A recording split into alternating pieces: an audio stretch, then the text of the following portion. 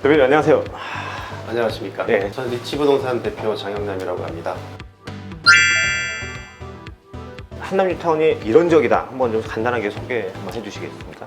한남뉴타운 하면 재개발의 대장주라고 얘기를 하지 않습니까? 그래서 입지형 여건이 한남대교에서 반포대교까지 한강을 접해 있고요. 바로 옆에는 용산공원이 입지해 있고, 바로 뒤쪽에는 남산정원이 가능한, 그리고 주변에는 다 부촌으로 둘러싸여 있는, 그래서 향후에 입지가 좋다, 그래서 미래 가치가 높다, 이렇게 알려져 있는 재개발 구역입니다. 최근에 좀 어떤 거래가 시공사 선정이 최근에 됐었잖아요, 현대로. 그 이후로 그때를 좀 좌와 앞뒤로 해갖고 좀 거래들이 좀 활발하게 있었었나요? 일단은 작년에 12.17 대책 발표 이후에 1, 2, 3월까지는 좀 소강 상태였었습니다. 그러는 것이 이제 4월부터 거래량이 좀 늘어나는 분위기가 감지됐었고요. 그래서 5월달에 본격적으로 거래량이 늘어났죠. 5월달에 아마 제가 예측을 한 거는 한 20건 정도, 그 전에는 보통 10건 미만. 그러다가 6월달 정도 됐을 때는 한 2배 정도 늘어났습니다. 35건 정도. 이렇게 거래량이 폭발적으로 증가를 해왔었습니다. 각 구역별의 어떤 소식들 있죠, 최근 소식들. 네네. 그 움직임 좀 간단하게 좀 설명해 아주 주시죠. 간단하게 소식을 드린다면 2구역부터 차례로 말씀을 드린다면 2구역 같은 경우에 지금 건축 심의가 접수되어 있습니다. 그래서 아마 늦어도 8, 9월 달에는 건축 심의가 나올 것 같고요. 그러면은 빠르면 올해 말, 늦으면 내년 봄 정도 되면 사업 시행 인가를 아마 받을 수 있을 것으로 예측을 되고 있고요.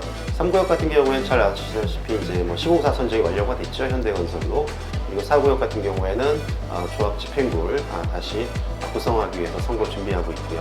5구역 같은 경우에는 지금 변전소 이전 문제가 어느 정도 한전하고 타협이 이루어진 것 같습니다. 이 3구역의 향후 어떤 진행 상황은 앞으로 어떻게 될까요? 조합하고 현대건설하고 이제 시공사 계약을 해야겠죠. 자, 계약이 이루어지고 된다면 그 다음에는 바로 이제 조합원들한테 대략적인 분양가라든지 분담금이라든지 이런 것들을 이제 통지를 할 것이고요. 그 이후에 아마 평형 배정 신청을 받을 겁니다. 그런 부분들이 아마 오늘 연말 이전까지 다 끝날 것으로 보여지고요. 그러면 연말 이후에는 아마 관리처분 총회를 준비하는 단계로 이제 이어지지 않을까, 이렇게 예상하고 있습니다. 최근에 이 시세는 좀 어떤가요? 그래서 최소 자금, 소위 이제 뚜껑이라고 불리는 물건도 있는데 그런 물건도 얼마인지 좀 궁금하거든요. 5월달, 6월달부터 거래량이 크게 늘어났잖아요. 그래서 3구역의 시공사 조정으로 인해서 매도연대 호가가 굉장히 많이 올라간 게 사실입니다. 또 호가가 실거래 호가로 그대로 이어졌고요.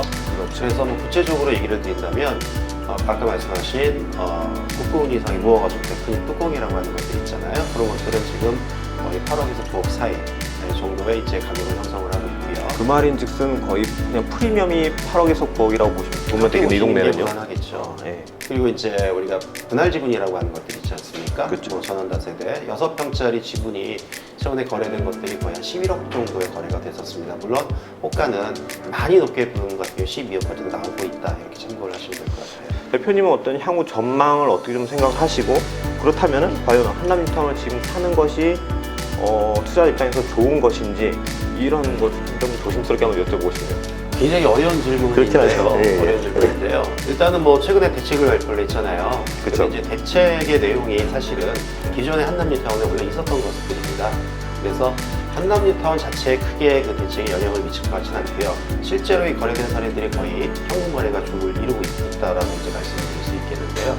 호가는 지속적으로 상승할 가능성이 굉장히 높지 않나, 이렇게 생각이 듭니다. 그 이유는 앞서 말씀드린 대로 3구역을 필두로 해서 다른 구역들도 사업의 속도를 내고 있기 때문에 여기에 더불어서 이제 본 대책이 아무래도 재개발보다는 재건축을 좀 더 억제하는 이런 대책이 굉장히 많지 않습니까? 거기다가 주택 공급을 확대시킨다는 측면으로 봤을 때는 3구역을 비롯한 한남뉴타운 전체적으로 오히려 좀 더 거래에 있어서 좀 유리한 면을 만들어내지 않나, 이렇게 생각이 들고요. 그래서 제가 과거서부터 쭉 지켜봐 왔는데 2005년도, 10년도, 15년도, 지금 현재 2020년도까지 보면 항상 지나고 나서 보면 가격은 올라 있더라. 그렇죠. 여기 아직까지의 제가 경험입니다. 간단하게 추천 매물, 이 정도 매물이면은 꼭 구입하세요, 이렇게 추천해 주신 물건 하나만 소개해 주시겠나요? 일단은 현재는 한남뉴타운 전체적으로 매수자보다는 매도자의 더 가까운 이제 시장이 만들어졌거든요.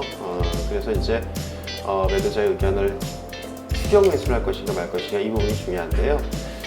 근데 저는 그것보다도 일단은 아무래도 이제 재개발은 시간과의 싸움이니까 투자 금액이 좀 더 작은 게 좋을 텐데 작은 것들 중에서 그래도 평형 배정을 신경 안 쓸 수가 없잖아요.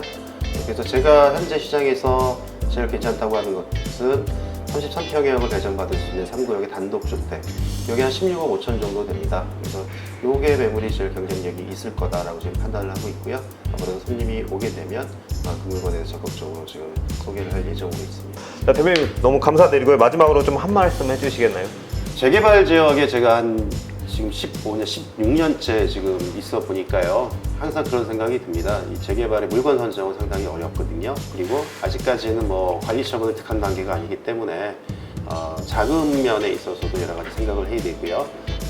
그 자금을 계획을 짤 때는 분담금이라든지 평가라든지 이런 것들 너무 과대하게 계획을 잡아버리면 나중에 이제 낭패를 겪는 경우도 있어요. 그래서 이런 부분의 시작점은 물건 선정부터 시작을 하는 거거든요. 그래서 물건 선정은 아무래도 경험과 그 다음에 이런 거에 있어서 분석이 좀 잘 된 이런 업소를 만나는 게 중요하지 않나 이렇게 생각을 합니다.